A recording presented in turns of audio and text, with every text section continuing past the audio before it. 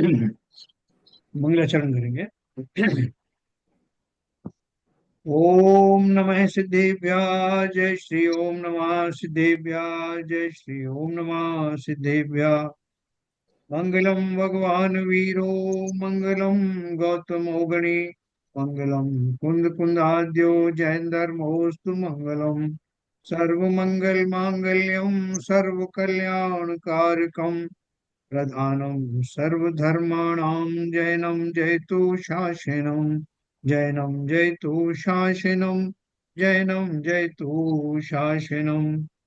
नमे समय साराय स्वानुभूत्या चकाशते चित् स्वभावाय भावाय सर्वभावांतरच्छिदे।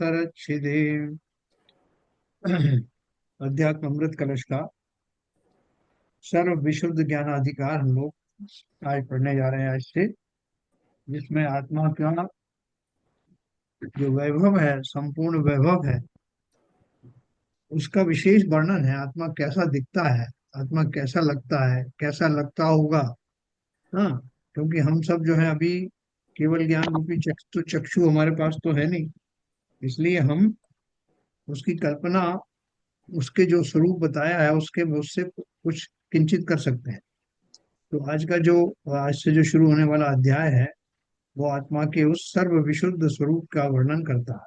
वो काफी रोचक होगा और हमें उस स्वरूप के बहुत करीब ले जाने वाला हो। तो जो चीज हमको, जो हम जिसकी महिमा हमने अभी शास्त्रों के माध्यम से, पूजा के माध्यम से सुनी और पढ़ी है, अब समय आ गया है कि हम उसके और निकट जाएं और उसमें जितना क्लैरिटी हमको आ सकती है वो इस अध्याय के माध्यम से हम लेंगे। अच्छा, तो हम सीधे शुरू करते हैं इसको। इसके पहले जो कल हमने एक पैराग्राफ पढ़ा था मोक्षाधिकार का, वो भी हम पढ़ेंगे।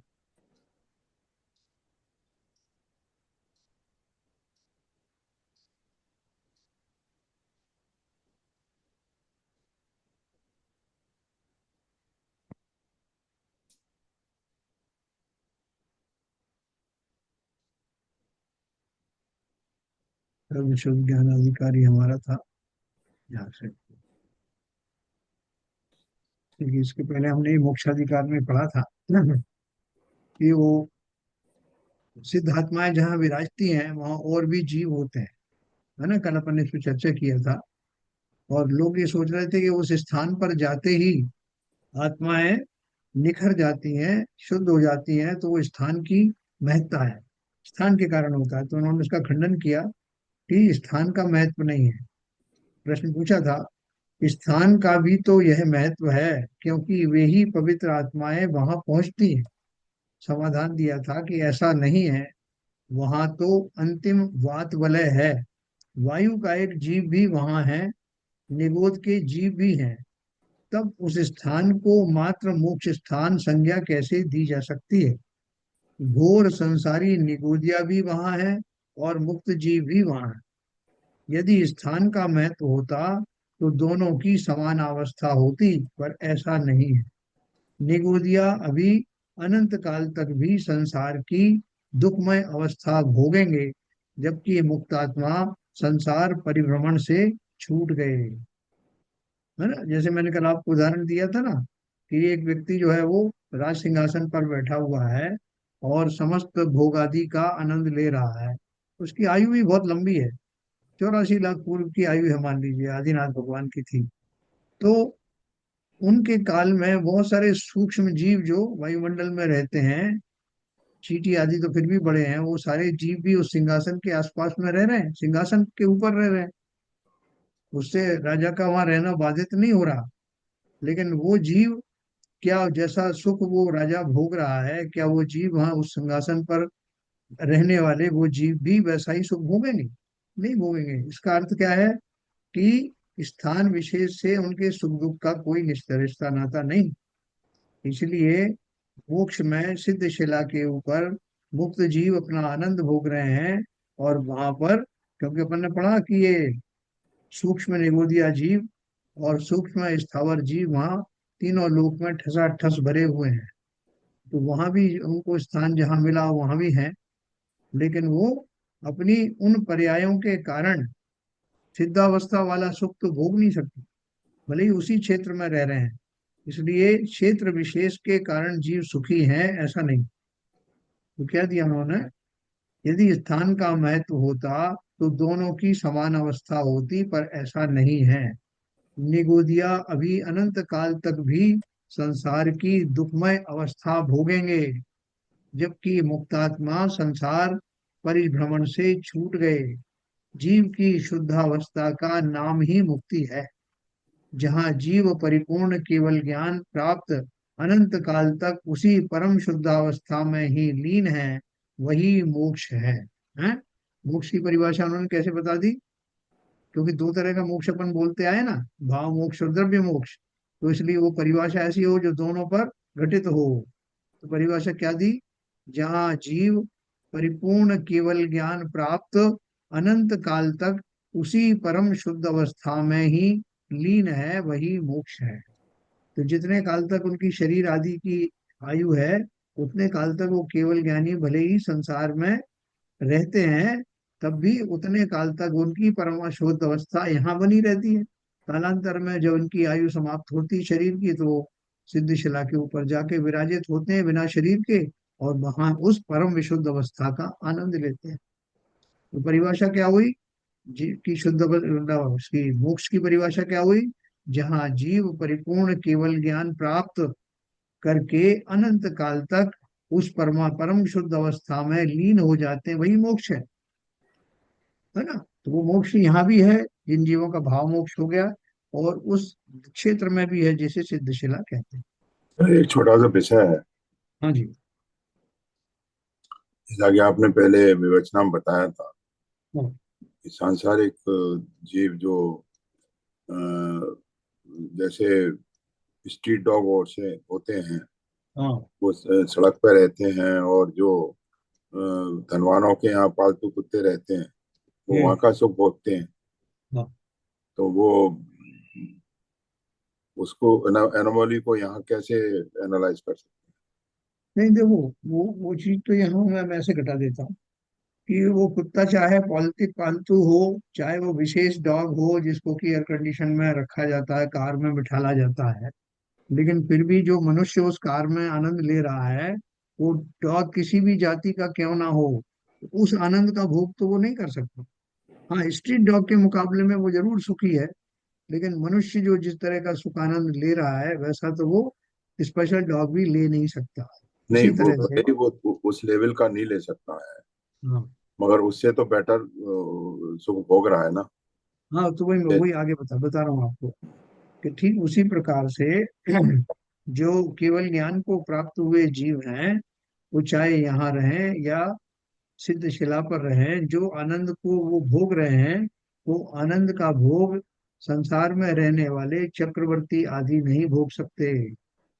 चक्रवर्ती क्यों कहा मैंने, जैसे आपने कहा ना स्पेशल डॉग, तो वो जो स्पेशल जो है 63 सलाह का पुरुष कह लो, बड़े बड़े अधिपति कह लो, देवलोक के इंद्र आदि कह लो, तब भी वो सारे उस जाति के सुख को नहीं भोग सकते जो मोक्ष दशा के जीव होगा। वो बात तो सही है। हम्म। वो वो तो कह अनंत सुख है। उसको तो हाँ। उसको तो कोई जीव भोग नहीं सकता जब तक वो परम शुद्ध अवस्था में नहीं पहुंचेगा। बिल्कुल। मगर रिलेटिवली जो निगोदिया जीव क्या कहते हैं, जब पृथ्वी पर रहते हैं, तो जो हाँ। निगोदिया जीव क्या कहते हैं वहाँ आखिरी बलायत के मतलब जाके वो वहां पर रहते हैं, उनके उनके सुख में कुछ अंतर होगा? नहीं तुमको नहीं, वहाँ सुख का कोई जो वो पर्याय संबंधी जो है पर्याय संबंधी वही भोग जो है उनको लगते हैं, वही भोगते हैं। जैसे कुत्ता का आपने उदाहरण दिया, श्वान का उदाहरण दिया, तो श्वान में अपनी जाति के जो दुख हैं, जो उसको कुत्ते को जिस तरह के दुख मिला करते हैं, वो उनमें थोड़ा बहुत भेद तो हो सकता है, पंचेंद्रिय के विषयों में तो हो सकता है थोड़ा बहुत भोग। क्योंकि जो स्ट्रीट डॉग है वो भूखा मरता है, लेकिन ये इसको समय समय पर भोजन भी मिलता है। वो तो कुत्ते की जाति में उस जाति के अनुसार जो है तो किंचित जघन्य और उत्कृष्ट सुख हो सकता है। लेकिन यहाँ जब अपन निगोदिया जीव की बात कर सकते हैं, तो वो उसमें भी भेद अपन इसी पक्ष से लगा सकते हैं कि उनकी जो आयु है, जो वहां रहने वाले जीव हैं, उनकी आयु हो सकती है कि उतनी ज्यादा ना हो जितनी की साधारण जगहों पर रहने वालों की होती। ऐसा कुछ उसमें अंतर आ सकता है, उस सूक्ष्मता से अपन को देखना पड़ेगा। लेकिन विशेष पर्याय जन्य जो दुख है वो तो है ही एक इंद्रिय जीवों को। जैसे अपन डॉग की उदाहरण अपन दे रहे हैं कि पर्याय जन्य सारे दुख उनको हैं। किंचित भूख प्यास के संबंध में अपन ने जैसे वहां लगाया, उसी तरह से यहाँ इनका आयु संबंधी कुछ हो सकता है, चेंजेस हो सकते हैं। बाकी विशेष अंतर नहीं तो। ठीक है सर, तो देखो आगे चलते हैं। जीव की शुद्धावस्था का नाम ही मुक्ति है। ये पर्यायवाची जैसा हो गया ना, संपूर्ण रूप से शुद्ध हो गया तो जीव मुक्त हो गया। जहाँ जीव परिपूर्ण केवल ज्ञान प्राप्त अनंत काल तक उसी परम शुद्धावस्था में ही लीन है, वही मोक्ष है। तो ये मोक्षाधिकार समाप्त हुआ। अब सर्व विशुद्ध ज्ञानाधिकार की बात है। ग्रंथ में जीवा जीवाधिकार, पुण्य पाप अधिकार, कर्ता कर्म अधिकार, आश्रव अधिकार, संवर अधिकार, निर्जराधिकार, बंध अधिकार और मोक्ष अधिकार, इन 8 अधिकारों द्वारा जीव तत्व का स्वरूप वर्णन किया। अब इस अध्याय में उक्त सब प्रकार के, अर्थात कर्ता कर्म रूप, पुण्य पाप रूप, बंध मोक्ष रूप आदि भावों से भिन्न, अपने निज स्वरूप से सदा एकाकार, पर से, पर के संपर्क से तथा पर निमित्त जन्य भावों से सर्वथा भिन्न ज्ञानानंद के पुंज परम पवित्र आत्मा का उदय होता है, ऐसा कहेंगे। देखो क्या क्या एडजेक्टिव लगाए हैं। ये सारे एडजेक्टिव जो है आगे वर्णन किए जाएंगे। क्या क्या बताया उन्होंने इस अध्याय में। उक्त सब प्रकार के, मतलब ये जो जो कुछ बताया ना 8 अधिकारों में, जीव की जो भूमिकाएं बताई, जीव का जो स्वरूप बताया इस अध्याय में, वो सारे जो स्वरूप हैं उनके, कि आश्रव अधिकार में जीव की भूमिका क्या है, संवर अधिकार में जीव की भूमिका क्या है, कर्ता कर्म अधिकार में जीव की क्या है, इन सारी भूमिकाओं से परे, अर्थात कर्ता कर्म रूप, पुण्य पाप रूप, बंध मोक्ष रूप आदि भावों से भिन्न, अपने निज स्वरूप से सदा एकाकार, और पर से या पर के संपर्क से तथा पर निमित्त जन्य भावों से सर्वथा भिन्न ज्ञानानंद के पुंज परम पवित्र आत्मा का उदय होता है, यानी अब उसका वर्णन किया जाए, ऐसा कहेंगे। नीत्वा सम्यक प्रलयम खिलान कर्तव्य भोक्त्रादि भावान, दूरी भूत प्रतिपदमयम बंध मोक्ष प्रकल्पते, शुद्ध स्वरस विसरा पूर्ण पुण्याचलार्चि, टंकोत्कीर्ण प्रकट महिमा स्फूर्जति ज्ञान पुंज। समस्त कर्तृत्व भोक्तृत्व आदि भावों को पूर्ण रीति से मिटाकर प्रतिपद में गुण स्थान आदि क्रम में आने वाली बंध मोक्ष की रचना से अत्यंत भिन्न, स्वभाव से ही अत्यंत विशुद्ध तथा अपने चैतन्य रस के विस्तार से परिपूर्ण, पवित्र दैदीप्यमान अविचलित किरणों से युक्त, टाकी से उकेरी प्रतिमा समान स्थिर रूप से जिसका महात्म प्रकट है, ऐसा ज्ञान का पुंज, ज्ञान समुदायी आत्मा प्रकाशमान हो रहा। भावार्थ है, आत्मा के शुद्ध स्वरूप का यहाँ कथन किया जा रहा। इस अध्याय में सर्व विशुद्ध आत्म तत्व का विवेचन करेंगे। संसारी अवस्था में जीव का अजीव के साथ संबंध है, जीवांतरों से भी संबंध है।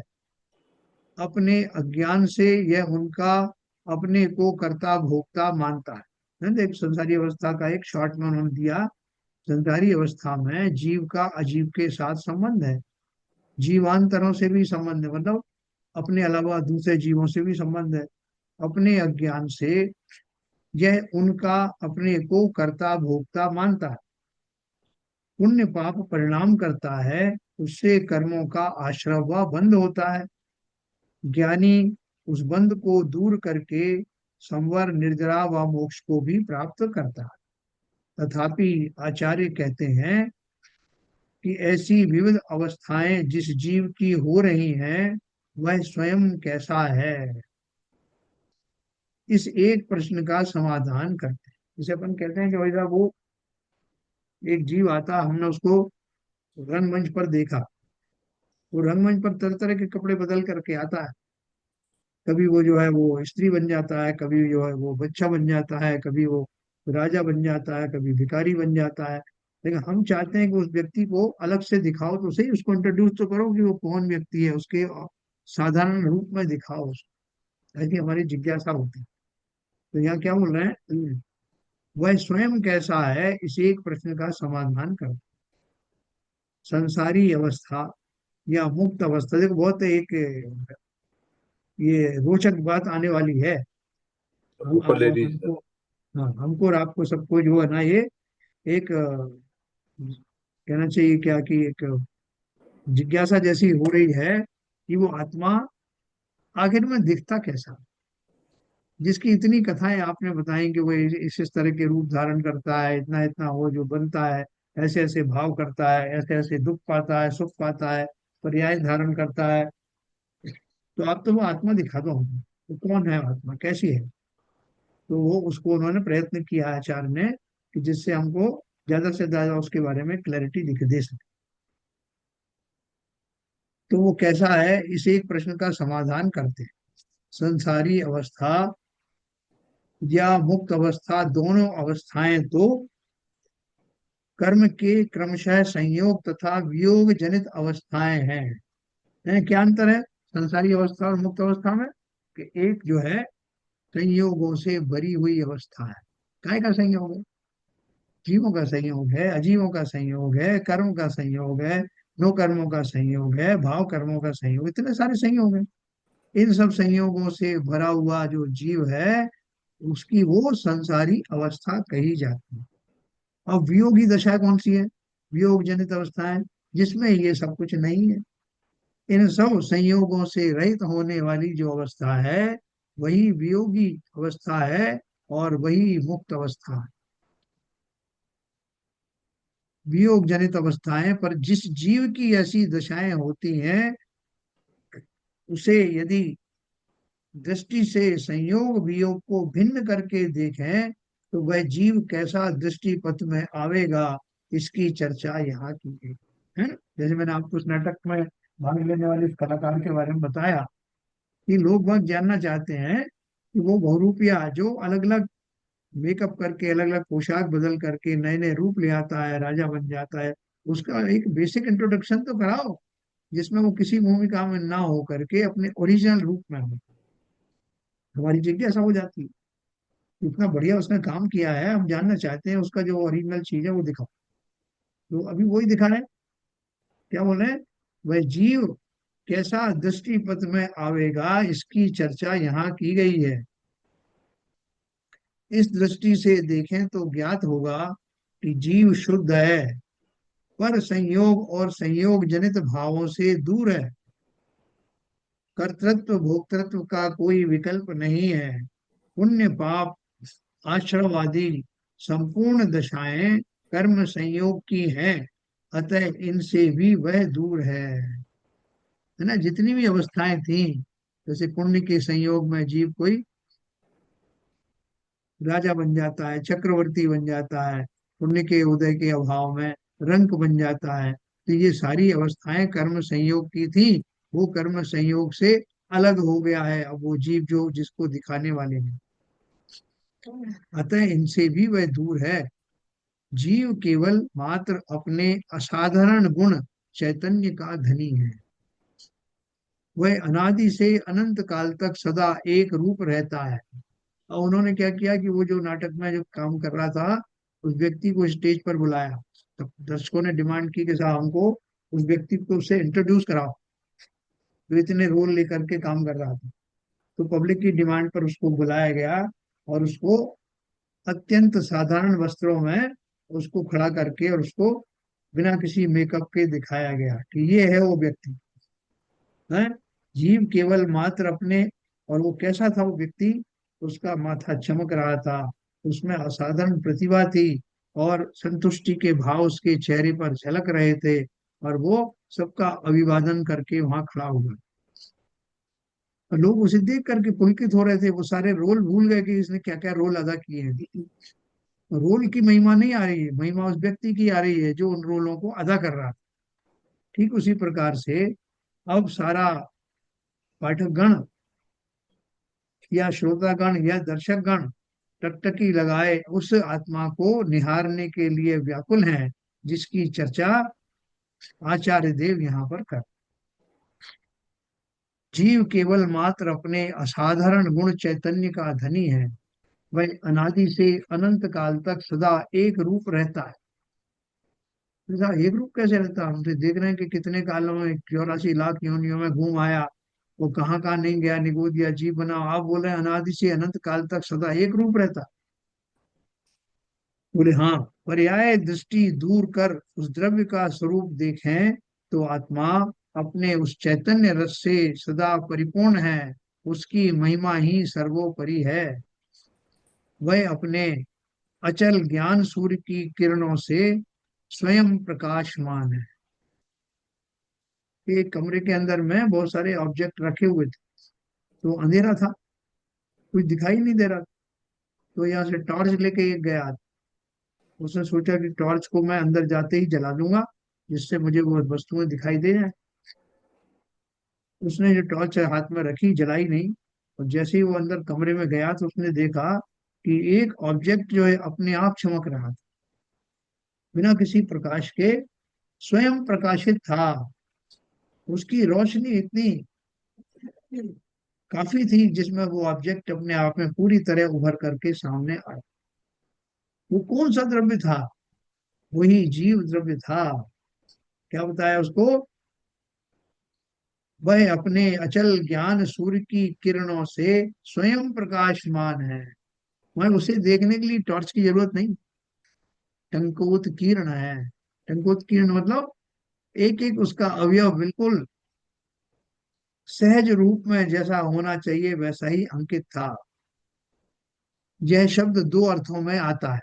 टंकोत किरण शब्द दो अर्थों में आता है। टांकी से पाषाण पर कोई लेख लिखा जाए तो अमिट लेख माना जाता है। गोद देते हैं पत्थर पर गुदा हुआ सा, कहते हैं पत्थर पर लिख दो, तो अमिट लेख माना जाता है। अतः आत्मा या उसका ज्ञान उसी के समान अचल है, कभी नाशवान नहीं है। दूसरे, टांकी से उत्कीर्ण पाषाण प्रतिमा जैसे अपने में सांगोपांग परिपूर्ण है। सांगोपांग परिपूर्ण मतलब एकदम सुडौल मूर्ति बनी है, कहीं भी फालतू पत्थर नहीं है, कहीं भी कम नहीं है। ऐसी सुडौल मूर्ति टांकी से बनाई जाती है, इसलिए उसको टंकोत्कीर्ण भी कहा जाता है। तो दूसरे, टांकी से उत्कीर्ण पाषाण प्रतिमा जैसे अपने में सांगोपांग परिपूर्ण है, इसी प्रकार जो स्वयं प्रकट है पाषाण खंड में भी वह थी।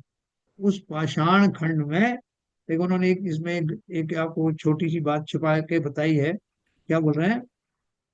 इसी प्रकार जो स्वयं प्रकट है पाषाण खंड में भी वह थी। जो मूर्ति आपको दिखाई दे रही है अभी बाहर से, सुडौल मूर्ति, वो उस पाषाण के अंदर भी थी जिसमें मूर्ति उकेरी नहीं गई थी। समझना बात को? क्या बोल रहे हैं? वह उस पाषाण खंड में भी थी। उस पाषाण खंड में मूर्ति के अलावा जो अन्य निरर्थक पाषाण के टुकड़े यानी अमूर्ति रूप अंश थे, उनसे आवृत होने के कारण मूर्ति सामान्य जन को दृष्टि गोचर नहीं होती थी। तथापि चातुर्य रखने वाला मूर्तिकार को उस पाषाण खंड में भी शुद्ध सुंदर मूर्ति दिखाई देती थी। वो लेके गए थे ना वहाँ मांगी तुंगी में, वो जो इतनी बड़ी आदिनाथ की प्रतिमा जो उकेरी है, तो कारीगर कितने दिन तक वहां घूमता रहा। तो घूमते रहने के बाद में उसने एक बड़ा जो शिलाखंड था उस पे जाके हाथ रख दिया कि महाराज इसमें जो है मूर्ति दिख रही है। बोले कि दिख रही मतलब? बोले यहाँ उनका सिर बनेगा, यहाँ से ये सिर की आकृति आएगी, यहाँ से हाथ आएंगे, ये पैर आएंगे। अपने को कुछ समझ में नहीं आ रहा। तो जितने साथ में गए थे उन्हें, हमें तो कुछ नहीं दिख रहा। बोला मुझे दिख रहा है। जो टेलर होता है ना, उसके पास मैंने अपना वो कपड़ा लेके जाती हैं कि साहब इसमें मेरे जो है ये वस्त्र सिलना है, या ये शर्ट सिलनी है, या पैंट सिलना है, तो वो देख के बता देता, हाँ साहब सिल जाए। जिस समय वो ये कह रहा है, उसने अपने अंदर ही अंदर ये इस बात से आश्वस्त कर लिया कि इतना इतना ये इसका जो है सिर बन जाएगा, इससे गला बनेगा, इससे हाथ बनेंगे, सब उसने अपनी उसमें स्मृति में उतार लिया। और वैसा ही वो उसको करता है, और उस फलता वो उभर करके वो सामग्री आ जाती है। तो ठीक उसी प्रकार से बोले, वो जो मूर्तिकार है, मूर्तिकार ने उस अखंड पाषाण के अंदर भी उस मूर्ति की परिकल्पना पहले से ही कर रखी थी। उसको सब दिख रहा था कि कहाँ का पत्थर निकल जाएगा, कहाँ से क्या उभर के आ जाएगा, ये सब दिख रहा था उसकी। हमें आपको नहीं दिख रहा। पर ले तो लीजिए। क्या उस पाषाण खंड में मूर्ति के अलावा जो अन्य निरर्थक पाषाण के टुकड़े, यानी अमूर्ति रूप अंश थे, उनसे आवृत होने के कारण मूर्ति सामान्य जन को दृष्टिगोचर नहीं होती थी। ये सामान्य जन को तो पूरा पत्थर लगा हुआ दिख रहा है, तथापि चातुर्य रखने वाले मूर्तिकार को उस पाषाण खंड में भी शुद्ध सुंदर मूर्ति दिखाई देती थी। अपने इस अमिट अखंड विश्वास के आधार पर वह टांकी लगाकर हथौड़े की चोट से मूर्ति पर आवरण स्वरूप अमूर्ति रूप पाषाण खंडों को चतुराई से तोड़ तोड़ कर अलग कर देता है, तब मूर्ति सांगो पांग प्रकट हो जाए। है ना, ये सब चीज आप लोगों ने सबने देखा होगा। टांकी से उत्कीर्ण होने पर जो मूर्ति प्रकट होती है, वैसा मूर्ति का स्वरूप पाषाण खंड में शक्ति रूप से पहले भी था। उस कारीगर को क्या पता था कि इसके अंदर मूर्ति का अर्थ क्या है। मतलब इसमें वो योग्यता है कि मैं कुछ करूंगा तो वो जो मुझे आकार दिखाई दे रहा है वो उभर कर सामने आ जाएगा। वो शक्ति रूपी मूर्ति उसको बिना उकेरे भी दिखाई देती। दृष्टा ने उसे देखा, बाद में देखा। जो पहले देखा था, अनुभव किया था, वह अप्रत्यक्ष देखा। यह उसकी मूर्ति रूप पर्याय है जो प्रकट हुई है। वो जो कारीगर देख के गया था, इसमें मूर्ति दिख रही है, उसने मूर्ति के बनने से पहले भी उस मूर्ति की परिकल्पना यूं की त्यों की थी, और बनने के बाद भी उसको वैसा ही देखा। है ना, आपने देखा था ना वो जो बाहुबली स्वामी की जो प्रतिमा है वहां गोमटेश्वर में, कि वो थोड़े से समय के लिए खाली वो निकली थी दो पहाड़ों के बीच में से। चमन राय की माता जी ने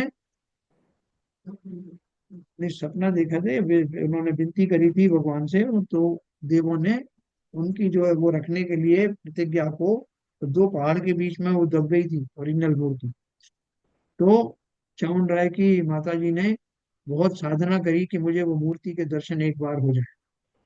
तो वो उन्होंने वो देवो पुनीत घटना घटित हुई, दोनों पहाड़ के बीच में से एक क्षण के लिए वो मूर्ति प्रकट हुई, और साथ में वो उनके वो मूर्तिकार भी था जिसने वो छवि देख ली, और उतनी देर के क्षण में देखी हुई छवि को आंखों में बसा लिया, और तुरंत वो पर्वत बंद हो गया। और वही आकार उन्होंने फिर यहाँ उस मूर्ति को दिया, जिसके फलस्वरूप आज वो गोमटेश्वर की मूर्ति बनी। तो जो पहले देखा था, अनुभव किया था, वह अप्रत्यक्ष देखा। यह उसकी मूर्ति रूप पर्याय है जो प्रकट हुई।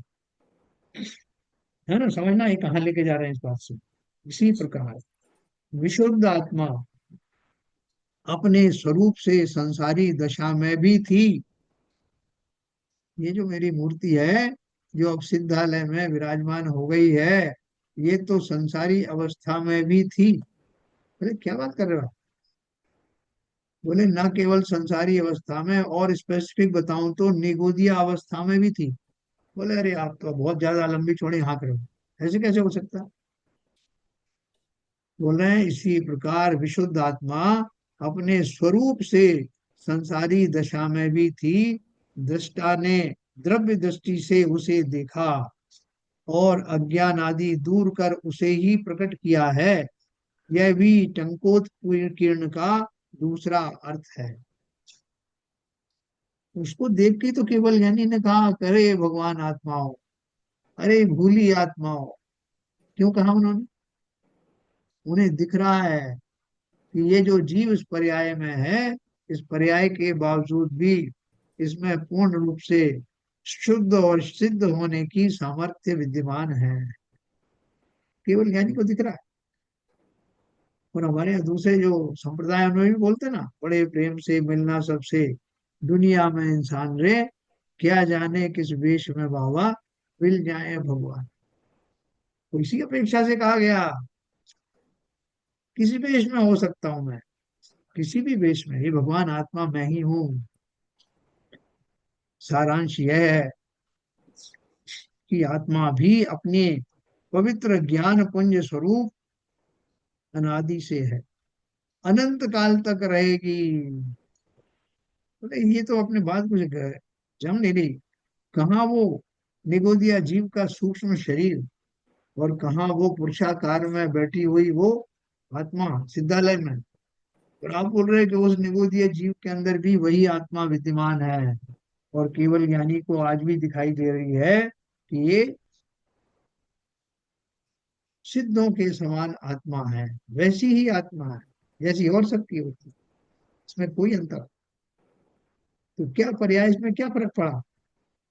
जैसे एक छोटा बच्चा होता है ना, गर्भ में रहने वाला छोटा बच्चा, उसके सारे अंगोपांग वही होते हैं जो कि 6 फुट कर होने वाले उस मनुष्य के बाद में दिखाई देंगे।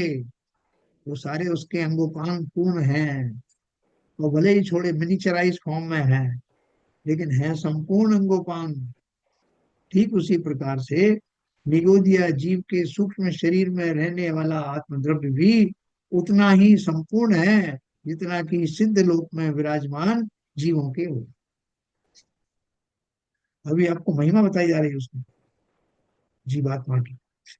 सारांश यह है कि आत्मा भी अपने पवित्र पवित्र ज्ञान पुंज स्वरूप अनादि से है, अनादि अनंत काल तक रहेगी, अपने शुद्ध स्वभाव को छोड़कर न कभी रही ना रहेगी। आप बोलोगे साहब ये क्या बात कर दी आपने? शुद्ध स्वभाव में होती तो हम बन जाते ना अनंत सिद्ध, थी नहीं कभी सिद्ध स्वभाव में, है? तो आप बोल रहे हैं कि वो तो अनादि से अनंत काल तक है, और अपने शुद्ध स्वभाव को छोड़कर ना कभी रही ना कभी रहेगी। इस ज्ञानी आत्मा ने अपने स्वरूप का सम्यक्त दशा में दर्शन किया, और इसके साथ जो व्यर्थ पाषाण खंड की तरह द्रव्य कर्म भाव कर्म नो कर्म अनात्म स्वरूप थे, उन्हें अपने पैनी ज्ञान छैनी से छांटकर अलग कर दिया। तब ज्ञानानंद ज्योतिमय आत्मा प्रकट हुआ। ये बात कुछ आपको अतिशयोक्ति जैसी नहीं लग रही कि आत्मा जो है ऐसा छोटी भी हो सकती है क्या, और इतनी बड़ी हो सकती है क्या?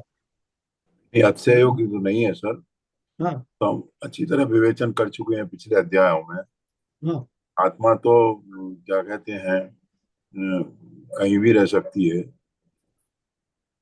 चाहे एक इंद्रिय जीव हो, चाहे निगोदिया जीव हो, चाहे पंचेंद्रिय जीव हाँ। हो। हाँ। अतिशयोक्ति की कोई बात नहीं है। या उसको चलन चलन जी बताओ, इतनी बड़ी मूर्ति जैसी अब जो सिद्धालय में विराजमान है, और वो निगोदिया जीव में वैसी की वैसी कैसे हो सकती है? उसी आकार प्रकार की, आकार भले ही जो है वो संकुचित हो, लेकिन उसी प्रकार की कैसे हो सकती ये तो भावों का है, पूरा के पूरा खेल ही भावों का है, क्योंकि उसमें हम जो देखते हैं वो आकार से नहीं देखते हैं। आप उसी है? की बात करें ना कि जो मूर्तिकार ने हाँ। उस पहाड़ में उस मूर्ति की झलक उसने पहचान ली, और फिर उसको उसको उसने आकार रूप में दिया। खड़ा। निकाल दिया। हाँ। उसकी विशेष पार की नजर ने, हाँ। क्योंकि दिन रात वो मूर्ति बनाता है, तो उसने उसको और उसको आकाश रूप भी दे दिया। हाँ। तो उसका तो फिर भी विशेष रूप तो आकार का ही रहेगा उसका। हम्म। मतलब उस पत्थर में वो बोलते हैं कि शक्ति रूप से वो मूर्ति तो विद्यमान है। अब वो हजारों वर्षों से वो पाषाण पड़ा हुआ था, किसी की हम्म। निगाह उस पर नहीं गई। हम्म। लेकिन निगाह जाए या ना जाए, उस पाषाण में उस मूर्ति की शक्ति रूप से योग्य होना पाया जाता है कि नहीं पाया? बिल्कुल पाया जाता है, क्योंकि उस पत्थर में वो था, इसमें मूर्ति निकेरी उकेरी जा सकती थी। पत्थर हाँ। का स्वभाव ऐसा था कि उसको तो निखार के मूर्ति बनाई जा सकती थी, तो वो भले ही हजारों सालों से वहीं पड़ी थी, लेकिन वो उसका स्वभाव था कि उसमें बन सकती थी, इसलिए उसमें मूर्ति बन पाई। बराबर। अब उसमें एक मूर्तिकार की प्रतीक्षा थी। मूर्तिकार आए और उसका व्यर्थ का पत्थर हटा दे, और जो परिकल्पना है, जो मूर्ति की संभावना उसमें दिखाई दे रही थी, उसी संभावनाओं के आधार पर वो मूर्ति बनकर तैयार हो जाए। ठीक इसी प्रकार से क्या ऐसी संभावना एक निगोदिया जीव में है कि वो सिद्ध बन जाए? कौन बनाएगा उसे सिद्ध?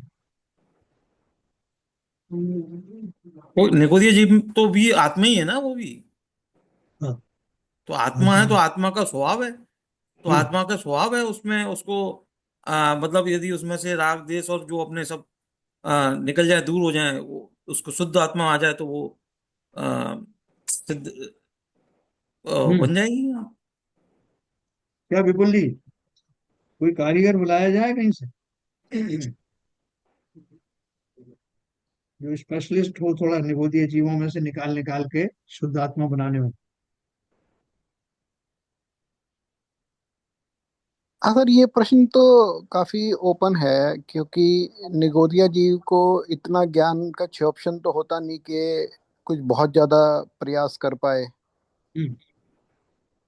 तो वो कैसे निकलते हैं, क्या क्वालिटी होती है, कुछ पूर्व संस्कार ऐसे होते होंगे, या पूर्व अ, उसका एक टाइम पीरियड रहता होगा कि इतने टाइम तक ही वो निगोदिया जीव में रहेगा। और उसके बाद मतलब क्या क्लियर नहीं है सर, निगोदिया जीव में भी क्या क्या निगोदिया जीव कुछ पुरुषार्थ कर सकते हैं, वो तो क्लियर नहीं है सर। नहीं, देखो यहाँ अपना प्रश्न बहुत सिंपल है। प्रश्न मात्र इतना है, देखो, वो जब भी होगा अपनी योग्यता से होगा।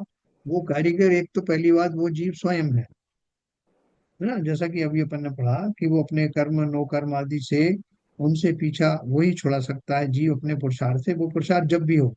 लेकिन मूल बात यह है कि इस निगोदिया जीव के अंदर भी वैसी ही सिद्ध जैसी आत्मा विराजमान है। वही योग्यता उसकी उस पर्याय में भी विद्यमान है। इस अपेक्षा से उन्होंने कहा कि जीव अनादि काल से और अनंत काल तक उस शुद्ध स्वभावी आत्मा से व्याप्त है। वो उसकी कभी निकली नहीं कि नरक में गया तो आत्मा नीचे गिर पड़ी और वो जो शरीर चला गया ऊपर। वो सदा काल वो ज्ञान स्वभावी आत्मा से संयुक्त रहा। वो कभी निकला नहीं। वो उस वाले और सेंटेंस के लिए मैं आपको पूछ रहा हूँ। ये वो जैसे तो कि शक्ति रूप से, चाहे निगोदिया हाँ, जीव में रहे, चाहे ये दो दो त्रिंच रूप में रहे, चाहे मनुष्य रूप में रहे, बराबर। शक्ति रूप से आत्मा तो हमेशा अवेलेबल है। मगर जब जब बस। विकारी तो भाव से आत्मा युक्त हो जाती है, तब वो संसारी जीव होके संसार में घूमता रहता है। जब विकारों से, विवाहों से शुद्ध स्वभाव में आ जाता है, तो वो जाके सिद्ध शिला में बैठ जाती है आत्मा। वो सिंपल। तो वो अपना बिल्कुल आत्मा सही। का स्वभाव ही है, हाँ, आत्मा का अपना गुण है। जैसे मैंने आपको हिंट दिया कि वो जो एक बहुत बड़ी जो शिला थी, वो शिला जो है वर्षों से पड़ी हुई थी। लेकिन वो वर्षों से पड़ी होने के बाद भी उसमें योग्यता बनी रही मूर्ति रूप उकेरने की। जब काल लब्धि आई तब उसमें से वही मूर्ति प्रकट हुई। ठीक उसी प्रकार से मैं विभिन्न पर्यायों में अनादि काल से घूमता रहा, उनमें विचरता रहा। जब और योग्यता रूपी वो आत्मा तो मेरे अंदर सदा विद्यमान थी। जब उसका जो है कालयोग आया, समय आया, तब उसमें वो जो शक्ति रूप से विद्यमान जो सिद्ध रूप की शक्ति वाला जो जीव था, वो जब शुद्ध रूप से प्रकट हुआ तो वही जीव शुद्ध सिद्ध आत्मा बन गया है। तो उन्होंने मूर्ति के उदाहरण से हमारे अंदर होने वाली उस शक्ति का उदाहरण दिया। तो ये तो अब तक सबको क्लियर हो गया होगा, क्योंकि अपन इस आत्मा के स्वभाव को पहले भी पढ़ चुके हैं। लेकिन देखो, अभी वो चेले ने बहुत अच्छे अच्छे प्रश्न पूछे हैं जो हमारे और डाउट्स को निकालेंगे। तो क्या बताया उन्होंने? सारांश यह है कि आत्मा भी अपने पवित्र ज्ञान पुंज स्वरूप अनादि से है, अनंत काल तक रहेगी। अपने शुद्ध स्वभाव को छोड़कर ना कभी रही, ना कभी रहेगी। है ना, यानी शक्ति रूप से जो शुद्ध स्वभाव है, इस ज्ञानी आत्मा ने अपने स्वरूप का सम्यक दशा में दर्शन किया, और इसके साथ जो व्यर्थ पाषाण खंड की तरह द्रव्य कर्म, भाव कर्म, नो कर्म अनात्म स्वरूप थे, उन्हें अपनी पैनी ज्ञान छैनी से छांट कर अलग कर दिया। तब ज्ञानानंद ज्योतिमय आत्मा प्रकट हो गई। मैं ही कारीगर हूं ना अपना, लेकिन एक समय की बात है जब मेरे अंदर उस तरह की बुद्धि का आविर्भाव हुआ, जिस समय मुझे सामने दर्शन आदि हुए, तब मैंने अपने इस सारे स्वरूप को जाना। कौन कौन सा पाषाण जो है, जो खराब है, निकालने योग्य है, जिससे मूर्ति निकल आएगी, उसका ज्ञान जैसे उस कारीगर को बाद में हुआ, या जब भी हुआ तो उसने उसका प्रयोग किया, हमें भी सम्यक दर्शन होने के बाद, होते समय वेद विज्ञान हो जाने के कारण अपनी आत्मा के स्वरूप से भिन्न जो भी अशुद्धियां थी, उनको अलग करने का की दक्षता हमें प्राप्त हुई। और तब उस दक्षता के फलस्वरूप ज्ञानानंद ज्योतिमय आत्मा प्रकट हो गई। तो किसी ने प्रश्न किया कि कारीगर अपनी कला की कुशलता से ही मूर्ति बनाता है, जैसा निष्णात कारीगर होगा वैसी ही सुंदर मूर्ति बनाएगा, अन्यथा असुंदर बेडोल भी बन सकता। आज ललित जी नहीं आए, नहीं वो भी ये प्रश्न पूछते। देखो क्या प्रश्न कह रहे हैं वो, कि आप जो कह रहे हो कि सभी कारीगर जो है वो ऐसी मूर्ति निकालते क्या उस पाषाण में से, जब कारीगर अलग अलग होते हैं, है ना। बहुत वैलिड क्वेश्चन है। बोला कारीगर अपनी कला की कुशलता से ही मूर्ति बनाता है, जैसा निष्णात कारीगर होगा, जितना कुशल होगा, वैसी ही सुंदर मूर्ति बनाएगा, अन्यथा असुंदर बेडोल भी तो बन सकती है। यहाँ है ना तो बात सही? सब, ये आत्मा तो, आत्मा के अंदर तो वो आत्मा ही खुद ही कारीगर है। आत्मा के अंदर जब हाँ संसारी जीव है, किस योनि में है, तो हाँ, उसकी आत्मा ही खुद ही कारीगर है। वही वही वही बना सकता है, दूसरा कोई नहीं कर सकता है उसकी। नहीं आपकी बात सही है। तो वो वही आने वाले हैं कि जैसे पत्थर की बात अपन जो एग्जांपल दे रहे हैं, तो यहाँ तो कुछ संभावना हो भी सकती है, लेकिन वो जो आप कह रहे हो कि आत्मा तो पहले से ही उसका आकार प्रकार निश्चित है, उसमें कोई उसमें सुडोल बेडोल बना ही नहीं सकता। तो फिर भी वो उन्होंने मूर्ति की वो ओर से पकड़ा उसको, कारीगर ने, प्रश्नकर्ता ने, कि वो बोल रहे हैं कि ये आप जो कह रहे हो कि वो मूर्ति उस पत्थर में कारीगर ने देखी, तो हर एक कारीगर अपने हिसाब से देखेगा ना, उसकी कुशलता पर निर्भर करेगा कि कैसी मूर्ति बनेगी, है ना। उस एंगल से उन्होंने क्वेश्चन उठाया, समाधान दिया कि मूर्ति तो उसमें सुंदर ही है, जो कारीगर कुशल नहीं है वह मूर्ति पर आवरण रूप, अमूर्ति रूप पाषाण खंडों को कुशलता पूर्वक संपूर्ण रूप से दूर नहीं कर पाता, तब मूर्ति बेडोल दिखती है। उसी बेडोल मूर्ति को दूसरा चतुर कारीगर पुनः टांकी से व्यर्थ के पाषाण खंडों को, जिनके कारण मूर्ति बेडोल लगती थी, दूर करके सुंदर मूर्ति प्रकट कर सकता है। तो वो क्या बोल रहे हैं कि वो हो सकता है कि कारीगर की अकुशलता के कारण से वो थोड़ा बहुत पत्थर लगा रह जाए, जैसे हमारा भी है ना। हमने एक पर्याय में कोशिश की, एक पर्याय में हमने पंचम गुण स्थान तक प्राप्त किया, उसके बाद में हमारी देह छूट गई, हम नहीं कर पाए उससे आगे प्रयास। और फिर अगला जन्म हुआ, अगला से अगला जन्म हुआ, और एक जन्म ऐसा हुआ कि जिसमें मैंने यथाख्यात चारित्र का पालन कर पाया, और उस शुद्ध दशा की प्राप्ति के लिए मेरे प्रयत्न उस पर्टिकुलर पर्याय में सफल हुए। तो उन्होंने ये कहा कि कुछ भी कर लो, लेकिन मूर्ति तो सुंदर ही बनेगी। अगर किसी कारण से एक कारीगर ने ठीक नहीं बनाया, तो उसमें स्कोप बना रहता है, ये वो कहना चाहते हैं। तो उसको फिर भी मजा नहीं आया, किसको, प्रश्न करता था। उसने एक बोला, कारीगर मूर्ति प्रकट करता है या बनाता है ना, आपने प्रकट करना बोला है। कारीगर मूर्ति प्रकट करता है या बनाता है। यदि मूर्ति पर कोई वस्त्र पड़ा है और वह आवरण दूर कर दिया जाए, तो उसे प्रकट करना कहेंगे, क्योंकि मूर्ति तो वहां बनी बनाई थी, मात्र पर्दा ऊपर पड़ा था। पर यहाँ ऐसा आवरण तो था नहीं, ना यहाँ मूर्ति थी, उसे तो मूर्तिकार बनाता ही है। कहाँ थी पहले मूर्ति? अब बोल रहे वो पहले से मूर्ति थी, कहाँ थी मूर्ति?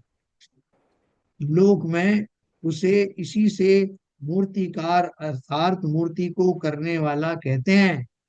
प्रश्नकर्ता समझा रहा है आचार्य जी को। अतः आपका कथन लोक विरुद्ध होने से असत्य है।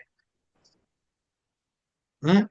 उसने बोला आप जो बार बार कह रहे हैं ना कि जो मूर्तिकार जो है वो मूर्तिकार ने उस मूर्ति को जो है आवरण हटा दिया, मूर्ति प्रकट हुई। बोले आवरण वावरण कुछ नहीं हटाया। आवरण तो तब हटता है जैसे कोई मूर्ति बनी हुई है, उसके ऊपर आपने एक पर्दा लगा रखा है, पर्दा हटाए तो मूर्ति दिखने लगती है। यहाँ नहीं कोई तो ये पर्दा। यहाँ पर जो स्थिति है, हाँ। पर ये आत्मा से आप कंपेयर करेंगे हाँ।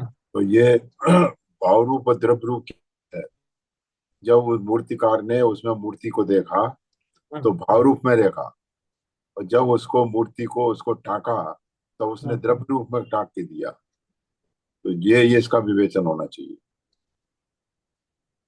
तो देखो, ये जो उन्होंने दिया है, जो प्रश्न दिया उसने, कि ये जो है लोक में उसे मूर्तिकार इसलिए कहते हैं, उसने मूर्ति बनाई है, उसने अनावरण थोड़ी किया है ना।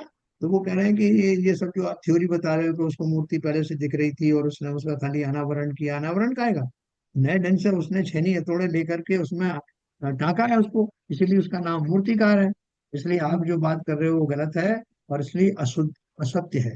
नहीं, अनावरण की बात तो ये है कि उसने पहले भाव रूप से उसमें मूर्ति को देखा, तभी तो उसने बनाना शुरू किया ना सर। पहले तो उसने खाका खींच लिया ना कि इसमें तो ऐसी मूर्ति बनेगी, तभी हाँ। उसने प्लानिंग करके उस मूर्ति का आकार बनाया, अपने दिमाग में बनाया, पेपर पे बनाया, और उसको फिर काट छाट के उसको पत्थरों को, जो बेडोल पत्थर थे उनको निकाला, तो नहीं, वो उसके आप सही, पहले आप आकार तो सही कह बनाया। रहे हो, वो आप सही कह रहे हो कि उसके हिसाब से वो भावों में उसने बनाया, अपनी कल्पना में बनाया। यस। लेकिन ये जो प्रश्न करता है वो तो कह रहा है कि आप तो फिजिकल फॉर्म में अगर कोई मूर्ति पहले से बनी है तो उसके ऊपर कोई कपड़ा डला रहता है, उसको बोलते हैं अनावरण किया। और आप अनावरण इसको ही बोल रहे हो, पत्थर से युक्त मूर्ति को अनावरण करना, और कैसे कह रहे हो आप? मूर्ति पहले थी नहीं, ये उनका क्वेश्चन। तो इसका उत्तर उन्होंने दिया। इसमें ये कुछ पेजेस जो हैं वो बीच में गायब है, मैं किताब में से पढ़ के आपको सुनाता हूँ। तो प्रश्न नंबर 310 था ये। तो इसका जो उत्तर वो बता रहे हैं।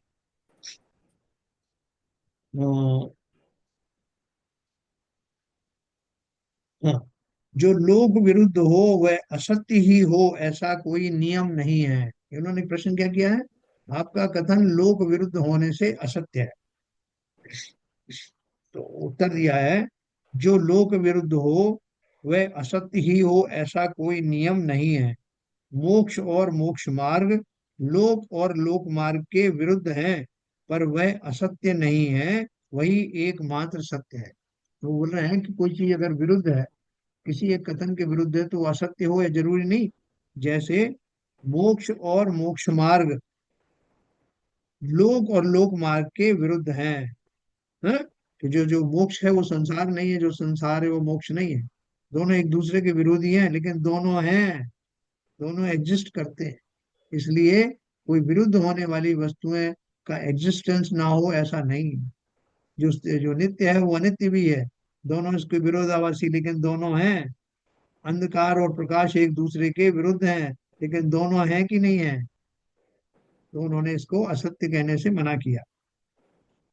फिर मूर्तिकार पाषाण में ही मूर्ति प्रकट करता है, पानी में नहीं, क्योंकि पानी में मूर्ति रूप प्रकट होने की स्वयं की योग्यता नहीं है, वह पाषाण में ही है। मूर्ति के लिए आवरण स्वरूप जो पाषाण खंड थे, उन्हें मूर्तिकार ने मूर्ति के आसपास से छेनी द्वारा पृथक कर दिया है। उनके पृथक कर देने पर मूर्ति तो उस पाषाण खंड में ही प्रकट होती है, कहीं से लाई नहीं जाती। तो बोले मूर्ति किसमें थी? उस पत्थर के खंड में ही थी ना, पाषाण खंड में ही थी। और वो लाने के उकेरने के लिए उसने क्या किया? कोई और दूसरा द्रव्य उसमें जोड़ा क्या? बल्कि उन्होंने तो जो एक्स्ट्रा था उसे निकाल दिया। तो ना तो वो पानी में से लाया गया, कोई दूसरे पदार्थ से बनाई गई, ना कोई दूसरे पदार्थ के साथ में उसका संयोग कराया गया। मूर्ति के लिए आवरण स्वरूप जो पाषाण खंड थे, उन्हें मूर्तिकार ने मूर्ति के आसपास से छेनी द्वारा पृथक कर दिया है। उनके पृथक कर देने पर मूर्ति तो उस पाषाण खंड में ही प्रकट होती है, कहीं से लाई नहीं जाती। लोक भाषा में उसे मूर्तिकार कहना व्यवहार मात्र है, परमार्थ नहीं, है ना। आप जो लोक भाषा में मूर्तिकार कहते हो, तो मूर्तिकार आपने अपने हिसाब से एक भाषा बना ली है, तो वही जो मूर्ति की जो छेनी लगा करके करता है उसको मूर्तिकार कहते हैं। तो हमने उसको दूसरे रूप में बता दिया कि जो भाव से परिकल्पना में जिसने पहले देख लिया कि मूर्ति बन सकती है, वही मूर्तिकार है। इसी प्रकार अनादि काल से, अब जो आपने बात कही सीबीएन साहब, इसी प्रकार अनादि काल से कर्म संयुक्त आत्मा में कर्म मल, नो कर्म यानी शरीर, तथा कर्म के संयोग के निमित्त के हुए रागादि क्रोधादि भाव मल, इन तीनों मलों के आवरण के कारण आत्मा, जो कि स्वयं शुद्ध चैतन्य स्वरूप आनंद का कंद है, अप्रकट रूप से था। जब ज्ञानी उन मलों को दूर करता है, तब वह स्वयं अपने स्वरूप में प्रकट हो जाती है ना। शक्ति रूप से वो आत्मा वैसी ही थी जैसे मूर्तिकार को उस पाषाण में दिख रही है, ठीक उसी प्रकार से कर्म आदि के आवरण से युक्त थी। जब वो कर्म आदि का मल दूर कर दिया गया, तो वो जैसी थी वैसी निकल के आ, है ना। तो अपने स्वरूप में प्रकट हो जाती है। पर का कर्तापना वस्तु स्वभाव ही नहीं है, यह दिखाते हैं। जो पर जो है, जो वस्तु में योग्यता ही नहीं हो, वो वस्तु वैसी बन नहीं सकती, ना कोई दूसरा उसे बना सकता। कर्तृत्व न स्वभाववश्य चितो वेद यत्रत्ववत् अज्ञानादेव कर्तायम तद्भावाद कारक है। तो इसका अर्थ मैं आपको कल बताऊंगा कि इसका अर्थ क्या है, कि जो वस्तु है, वस्तु में स्वयं ही उस योग्य होने की योग्यता होती है, और वो स्वयं ही उस रूप होती है। इस बात को अपन और विस्तार से कल पढ़ेंगे। तो ये मूर्ति के माध्यम से आप ये जानना कि हम सब जो हैं मटेरियल भी हैं, और हम सब कारीगर भी हैं।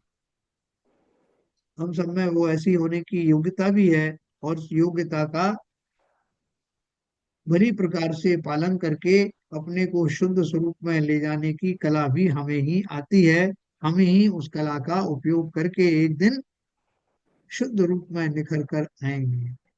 ना तो कोई दूसरा हमें करेगा, ना ही कोई हमें शुद्ध बनाने के लिए कोई मटेरियल बाहर से आएगा। तो इस बात को अपन कल और विस्तार से पढ़ेंगे। बहुत सुंदर और बारीक चीज है, तो इसमें अपने को और आनंद आए।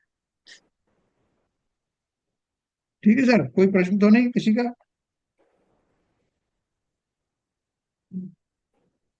तो अपन सब कारीगर हैं, अपने को ट्रेनिंग लेने की जरूरत है क्या कारीगर बनने के लिए? अभी कारीगर बनने में बहुत टाइम है।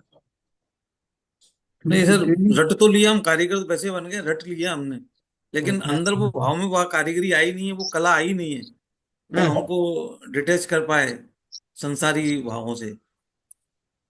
बहुत हमारा जो है टेक्निकली हम लोग जो है कहते हैं ना हाँ, कि समझ तो लिया हमने, समझ भी पा रहे हैं, हाँ। लेकिन जो एक अंदर से भाव ऐसा निकल के आता है कि सारी चीज छूटती चली जाए, और हमारे को जो अभी जो क्रिया है हमारी जो सम्यक दर्शी बनने की, उसमें हमको आनंद आना चालू हो जाए, और हमको ऐसा लगे ही नहीं कि हम उसकी तरफ जा रहे हैं, हम आगे वैसे ही बढ़ते चले जाएं।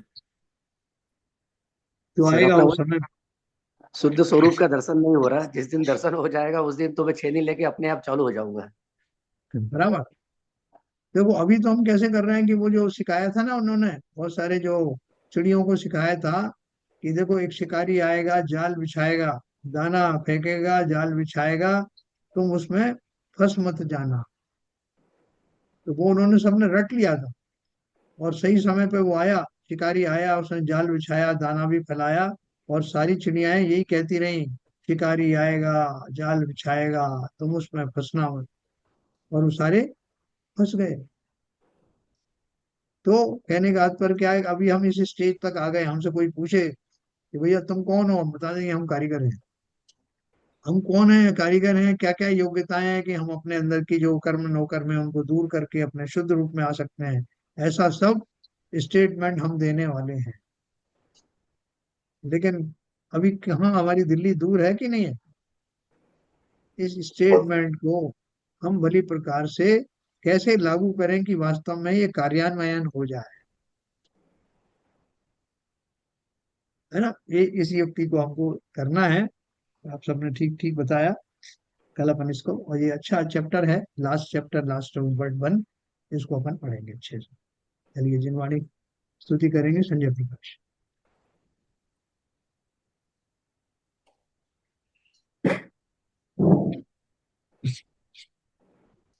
मिथ्यात्व में नाश बेको, ज्ञान के प्रकाश बेको, अपर भाष बेको, भानु से बखानी है। छहु द्रव्य जान बेको, बंदे विधि भान बेको, स्वपर पहचान बेको, परम प्रमानी है। अनुभव ताय बेको, जीव के जताए बेको, कहूँ न सताए बेको, भव्य उरयानी है। जहाँ तहाँ तार वे को, पार के उतार वे, सुख विस्तार वे को, यही जिनवानी है। हे जिनवानी भारती, तू हे जपू दिन रैन, जो तेरी शरण आ गए तो पावे सुख चैन।